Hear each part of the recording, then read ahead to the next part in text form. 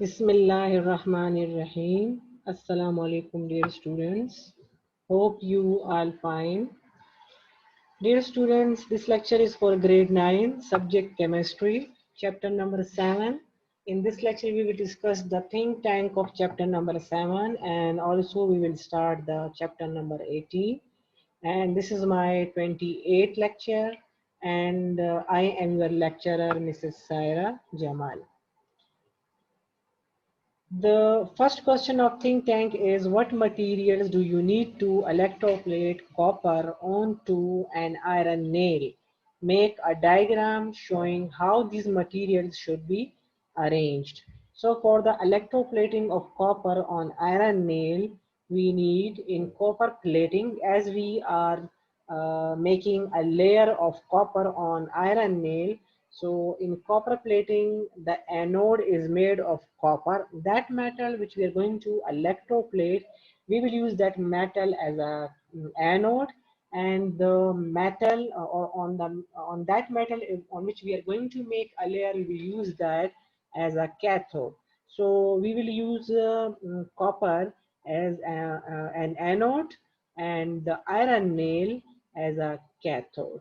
So also for a cell, we need some electrolyte. And in this case, as we are going to electroplate copper on iron, so we will use the solution of salt of copper, that is copper sulfate. We will use copper sulfate, that is the salt of copper, as an electrolyte. Keep this in your mind that while electroplating the metal which you are going to electroplate, you will use the salt solution of that metal.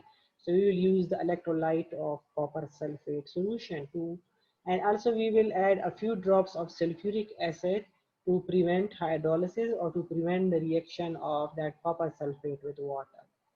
The iron nail to be electroplated is made the cathode, and definitely the following reaction will take place at the electrodes. At anode, oxidation takes place. So the copper will oxidized by losing two electrons, and then that copper which loses electrons will go into the solution, and then from the solution it will move towards the cathode, and at cathode that copper ion will accept the electrons and will reduced in the form of copper metal, and then that copper metal will make a layer or will electroplate that iron nail. This is the main principle of electroplating. The metal which you are going to electroplate, you will use that metal as an anode, and we have to use the electrolyte of the same metal. The metal on which you are going to electroplate, like iron nail, you will use as a cathode. And then what will happen, the metal which will act as a anode will oxidize by losing electrons, and then will go into the solution, move towards the cathode, will reduce at cathode by gaining electron, and then will make a layer or a coating on the iron nail. Definitely, as it is an electrolytic process, so we also need a source of current, that is battery. Question number 2, describe the process that is occurring in this figure. Figure is given. We have to describe the process, the same process which I told you before. In the above figure, copper plating is used because electrolyte is copper sulfate. In copper plating, the anode is made of copper metal and the electrolyte is copper sulfate and few drops of sulfuric acid to prevent hydrolysis. In this case, the difference is only a shoe is used and the laces of shoe are made up of iron. And again, we will do the same thing. We will electroplate the laces which are made up of iron by copper. And the rest of the process is totally same like which we discussed for question number 1. The same reaction, copper at anode will get oxidized by losing two electrons and will move towards the cathode in electrolytic solution, and then at a cathode it will reduce by gaining two electrons to form copper metal, which will electroplate that laces of the shoe. Question number 3, following redox reaction occurs in the voltaic cell. You can see this is a voltaic cell. There is no battery. It means that chemical energy is converted into electrical energy, we are using salt bridge, we have anode, we have cathode, 1 molar solution of the iron, a salt of iron, iron sulfate or nickel chloride. And you can see that in this figure, the nickel which is in the ionized form, nickel ion, it will react with the iron metal and will convert it into the nickel will convert it into nickel solid or metallic nickel, while iron is converted into the ionized form iron ion. So what do you think? Nickel is has deficiency of 2 electrons. After gaining 2 electrons, it will convert it into metallic nickel. It means nickel is reduced by gaining 2 electrons, while iron is oxidized by losing electrons and converted into the divalent cation. So we have to illustrate this diagram that what happened actually. So you can explain the diagram that this is a voltaic cell. It is composed of anode, and like iron will act as an anode because it is oxidized by losing electrons. Nickel will act as a cathode because it is reduced by gaining electrons. So we will mention, as I told you before, that in a voltaic cell, the cathode is mentioned by a positive sign and anode by a negative sign. So as iron is anode because it oxidizes, so this will we represent it by anode by negative sign and cathode by a positive sign. And then like we mentioned that at anode oxidation takes place and at cathode reduction takes place.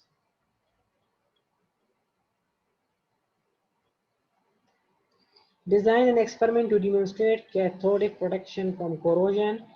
Cathodic protection is the process in which the metal that is to be used is protected from the corrosion by making that metal as a cathode, and we will connect it with the metal which will act as an anode, and then that anode will sacrifices and will prevent or will protect the cathode from corrosion.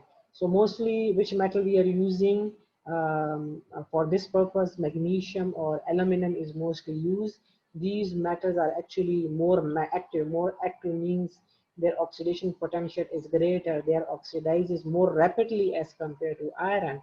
That's why when these metals come in contact with moisture or with oxygen, so these metals get oxidized and preventing the iron, which is less active, from corrosion. So they act as anode and iron as a cathode. The more active metal themselves oxidizes and save iron from corrosion. Cathodic protection is employed to prevent iron and steel structures such as pipes, tanks, oil rigs, etc. in the moist underground and marine environment. So definitely as they are in contact with moisture, so in order to prevent iron pipes, tanks and oil rigs from corrosion, they are connected with the alumina or aluminium or magnesium. You can see in this diagram, this is iron pipe and they are connected with the magnesium. This magnesium will act as an anode and the iron will act as a cathode. This magnesium will oxidize first, so we can call it sacrificial anode. If it sacrifices by as being an active metal, it would get oxidizes first, and the active metal always act as an anode, and the less active metal always act as a cathode. What will happen? The magnesium will get oxidizes by losing 2 electrons, and then the electron will move from anode towards the cathode. And at cathode, you can see that the oxygen will convert it into water, and then in turn, what will happen is iron will prevent it from the corrosion.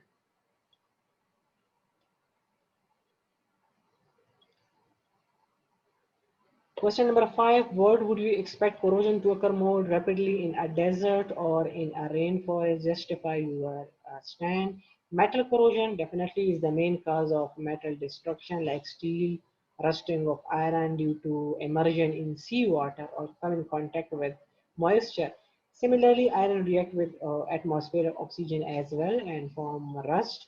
and water vapors are also present, so the air is moist. So when this iron come in contact with the moist air or with oxygen which is present in the air, it become rusted. Iron rust formula I told you in my previous lecture is iron oxide with X mole of water molecule. X may be like it varies 2, 3, 4, 5, 6 a number of water molecules even till increases. Where X is the amount of complex water with ferric oxide, which is bonded with the ferric oxide, which can vary, they may be different. It shows the color of rust. The color of iron rust is black to yellow to orange, and rusting happens faster in moisture rather than in dry environment. Therefore, as in rainforest, there is more moisture, so the corrosion will be rapid in rainforest instead of the desert, which has dry weather.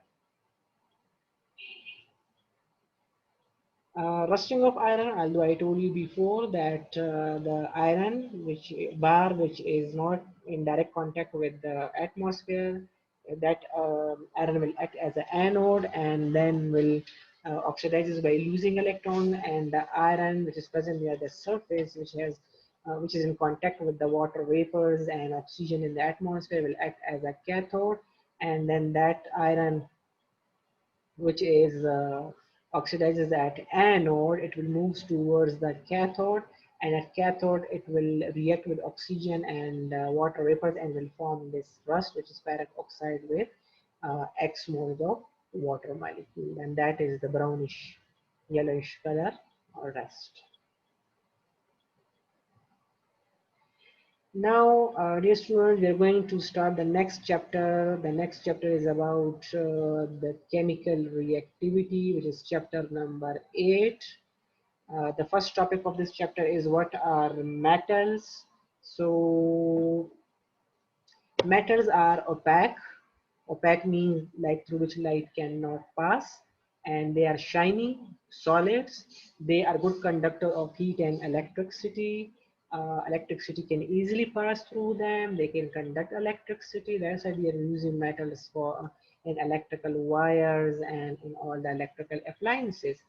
They are malleable and ductile. Malleable and ductile means that they can be transformed into a variety of shapes by melting, by molding, means by changing their structure, casting, giving them any shape which is required, hammering and rolling means pressing, and by rolling them, by passing them in between the rolls, they are like these metals are converted into different shapes and different like plates, sheets, or in wires. So that's why they're called malleable and ductile. They can be transformed into any shape. Like malleable means transform into sheets, and ductile transform into wires. They occupy left lower three quarters of the periodic table. In periodic table, these metals are present at the lower left quarter of the periodic table, and they are highly electropositive. Highly electropositive means they can easily loses electron to form positive ions. They are called electropositive. They can easily lose electrons to form positively charged ions called cations. Example of some of the important metals are iron, copper, aluminum, etc. All these are important metals. You can see in this image that the metals can be converted into or transformed into different types of shapes in wires or in sheets. As I told you, they are mainly very ductile. Coming toward the point, electropositive character. Although I told you electropositive character mean that they can easily lose electron and can form cation. So chemically, the property of an element that makes it a metal is its ability to lose its valence electron to form cation, and the tendency of a metal to lose electron is called its electropositivity. So those metals which can easily loses electron, we can say that they are highly electropositive, and those metals which can loses electron like with difficulty, so we can say that they are less electropositive. So you can see if M is suppose any metal, and after losing plus N mean any number of electron, maybe 1, 2, 3, so they can form Ne. N means number of electrons. Those electrons I told you vary, and they will form these positively charged cations. And why the metals they are electropositive in nature or they can lose electron is due to their property which is called their large atomic size and due to low ionization energy. We have learned it before that those metals which have large size and they have low ionization energy can easily loses electrons. Then variation of electropositive character in groups. What happened in group when we move from top to bottom to the electropositive character? Either electropositive character increases or decreases. So you know that when we are going from top to bottom, the size of the atom increases, ionization energy decreases. So definitely the electropositive character will also increases. Okay, as ionization energy decreases down the group, electropositivity will increases. Thus, sodium is more electropositive than lithium, and similarly, magnesium is more electropositive than beryllium. Due to their large size, less ionization energy, and definitely they become highly electropositive. You can see that this is a periodic table, and at the lower left side of the periodic table, we can say we have the most electropositive. Although all these are metal, but the most electropositive metals are at the lower left side. And these are also, the middle one are also metal, but they are called transition metals.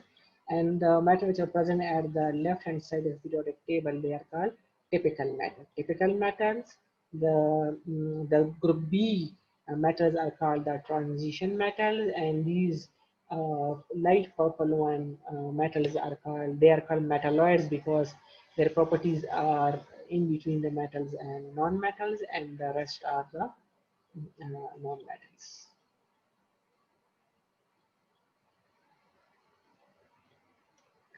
As I told you that the reactivity of metal or the electropositive character of metal increases from top to bottom. Also, the reactivity of metal increases from top to bottom, especially their reaction with oxygen. You can see here that we are taking group number 1, and the element, first element after hydrogen, that is lithium. Lithium, when react with oxygen, will form lithium oxide, and it is giving normal oxide. Normal oxides are those oxides in which the oxidation state of oxygen is -2.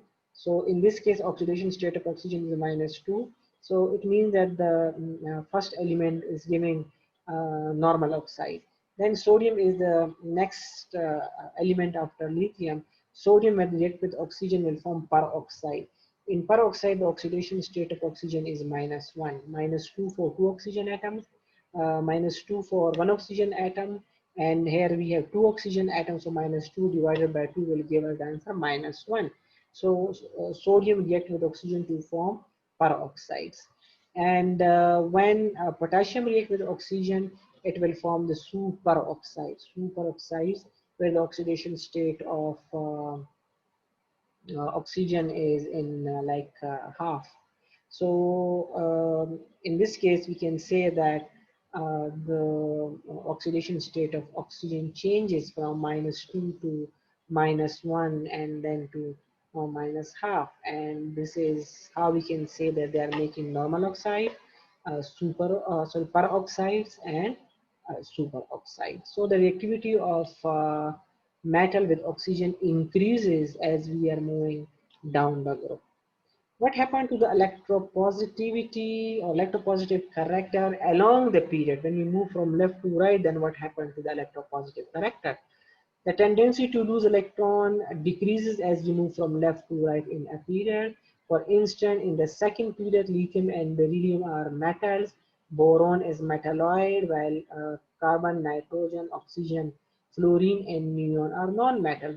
So beryllium is less metallic than lithium, and these trends in electropositivity are reflected in chemical reactivity in metal. Like why the electropositive character decreases from left to right along the period? The reason is that the size of an atom decreases and their ionization energy increases, so it is difficult to remove an electron from the outermost shell of those non-metal. That's why we can say that electropositive character increases from top to bottom due to large atomic size and less ionization energy, while from left to right, the electropositive character decreases. This is due to the decreasing atomic size and increasing ionization energy.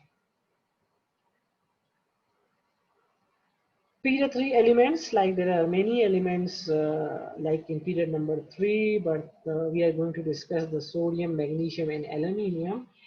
In period when we move from left to right, the reactivity of metal with oxygen decreases. As I told you that from top to bottom along the group, the reactivity of metal with oxygen increases, but the reactivity of non-metal from or from left to right, the reactivity of metal with oxygen decreases. For example, if we take the example of these three elements from the third period, so sodium react readily with oxygen. Readily means very easily with oxygen and will form sodium peroxide even at room temperature without heating. But magnesium, which is the element of the second group, that is magnesium. Magnesium reacts with oxygen, but on ignition. Ignition means we have to give a spark to magnesium, then it will react. Sodium at room temperature without any spark, without heating, but magnesium by ignition, by giving a spark to it. And then if we go towards the aluminum, which is in group number 3, aluminum reacts with oxygen on heating. It means you can see that when we are going from left to right, the condition get worse and worse, and it is hard for the element to react with oxygen. Aluminum is superficially oxidized at room temperature to form aluminum oxide layer, which is called alumina, which serve as a protective covering that prevents further reaction. That's why the reaction of aluminum is hardest. So these examples shows that when we are going from left to right along the period, the reactivity of metal with oxygen decreases. And in the previous examples, we discussed that the reactivity of metal with oxygen increases when we are going from top to bottom, as we explained the example of group number 1A elements: sodium oxide, magnesium, sodium oxide, sodium peroxide, lithium oxide and potassium superoxide. Now, trend in electropositivity from the nature of the oxides.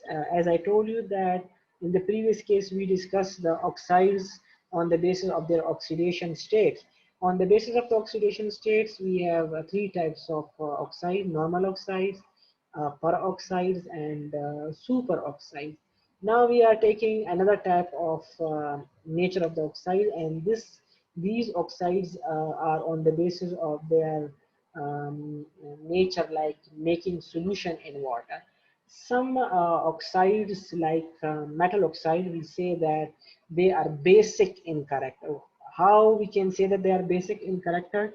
Because when these oxides, when we dissolve them in water, they give us basic solution. For example, you can see sodium oxide when dissolved in water will give sodium hydroxide, and you know sodium hydroxide is a very strong base. So it means that metal oxides are basic in nature. While non-metallic oxides are acidic in nature, when we dissolve these non-metal oxide, because you know carbon is a non-metal and carbon dioxide is an oxide of carbon, and we can say it is the oxide of non-metal. When we dissolve it in water, it will give us carbonic acid. It means non-metal oxides are acidic in nature because they give acids in water, while metallic oxides are basic in nature because they give bases in water. So the basic character of oxides decreases as we move along a period. I told you that basic character increases from top to bottom and decreases from left to right. And these type also confirm this statement that the electropositive character or basic character of oxide decreases from left to right while increases from top to bottom. For example, elements of third period form oxides such as sodium oxide, which is from group number 1, magnesium oxide, group number 2, aluminum oxide, group number 3, silicon dioxide 4, phosphorus pentaoxide 5, sulfur dioxide 6, and hypochloric acid 7. So these are the oxides of different groups. These oxides turn from strongly basic to weakly basic, then amphoteric, then weakly acidic to strongly acidic. And on the other hand, basic character of metal oxides of main group element increases down the. I told you basic character increases from top to bottom along the group and decreases from left to right along the pair. As I told you that these are the oxides of group number one: sodium oxide, magnesium oxide, aluminum, silicon dioxide, phosphorus pentoxide, sulfur dioxide, and hypochlorite oxide. So you can see from group number 1 to group number 7. As I told you that the basic character decreases from left to right and acidic character increases from left to right. So group number 1A oxides are strongly basic, then 2A are weakly basic, then the third one are amphoteric. Amphoteric means they show both properties. They show property like acid and as well as like bases. Then group number 4 are weakly acidic, 5 are acidic, then 6 are strongly acidic, and 7 are very, very strongly acidic. It means that the basic character decreases from left to right and acidic character increases, while top to bottom, the basic character of oxides increases. I told you the reason: due to large size, from top to bottom, large size, less ionization energy, they can easily lose electrons and hence are strongly basic. For example, group number 2, the basic character of metal oxide of main group element increases down the group. We have beryllium, magnesium, calcium, strontium, barium. You can see when we are going from top to bottom, the basic character increases. So barium oxide has the stronger basic character than beryllium oxide. Example 8.1, identify the more metallic element in a pair of elements. A pair is mentioned. We have to identify which one is more metallic. Sodium and potassium both belong to group number 1 of the periodic table. But sodium, in the periodic table in group number 1, the sodium comes first, and then potassium. So potassium comes after sodium, which means that sodium is present in period number 3 and potassium is present in period number 4. So period number 4 element has more shell, it has greater size or bigger size. Due to bigger size, it has less ionization energy, and so potassium is more metallic than sodium. Same is the case in beryllium and magnesium. So beryllium and sodium. Beryllium is present in group number 2 and sodium is present in group number 1. And I told you we are moving from left to right, the basic character decreases. It means that sodium has more basic character, or which is more metallic than beryllium. Self-assessment exercise 8.1. In each of the following pair, identify which element is more metallic. Again, for the first part, apply the trends of increasing electropositive character down a group and a decreasing electropositive character across a period. The first one is beryllium and magnesium. Beryllium is in group number 2 and boron in group number 3. So what do you think? Which one will be more metallic? So beryllium and boron lies in period number 2, as in period from left to right, electropositive character decreases. So therefore beryllium, which is present in group number 2, is more metallic than boron, which is present in group number 3. Then apply the trend, that is the B part. Same is the case for potassium and lithium. Potassium is present in group number 1 and lithium also. Potassium comes after lithium.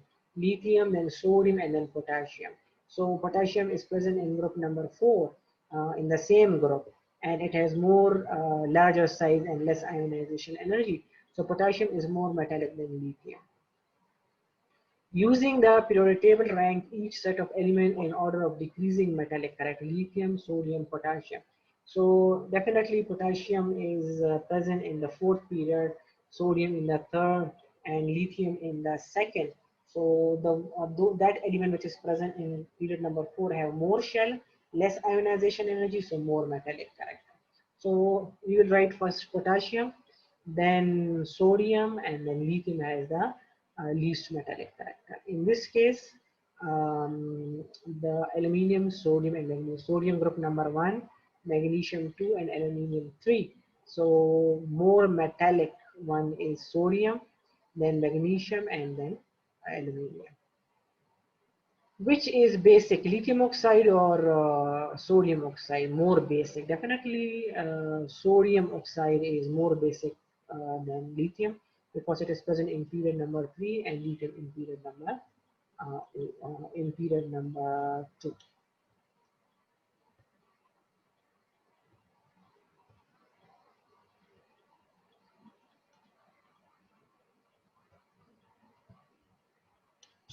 So dear student, this was all about the think tank of chapter number 7. Then we started the chapter number 8. We discussed about what are metals and what is electropositive character, and then what happened to the metallic character or the basic character when we are going from top to bottom and when we are going from left to right. And also about the reactivity of metal with oxygen, like either the reactivity of metal with oxygen from left to right increases or decreases. So we discussed that the basic character decreases from left to right and increases from top to bottom, and then the reactivity of metal with oxygen increases from top to bottom and decreases from left to right. And one more thing which we discussed about, it was about the oxides, that oxides are classified into two. There are two types of classification. First classification is on the basis of their oxidation state, which is, I told you that if oxygen is in -2 oxidation state, then those oxides are called normal oxide. In -1 are called peroxide, and -1/2 are called superoxide. And the second classification was on the basis of their nature of oxide. So we have basic oxide, acidic oxide, and amphoteric oxide, depending upon that uh, which type of solution they are giving when we dissolve them in water. Inshallah, the next topic we will discuss in our next lecture. Till then, take care. Allah.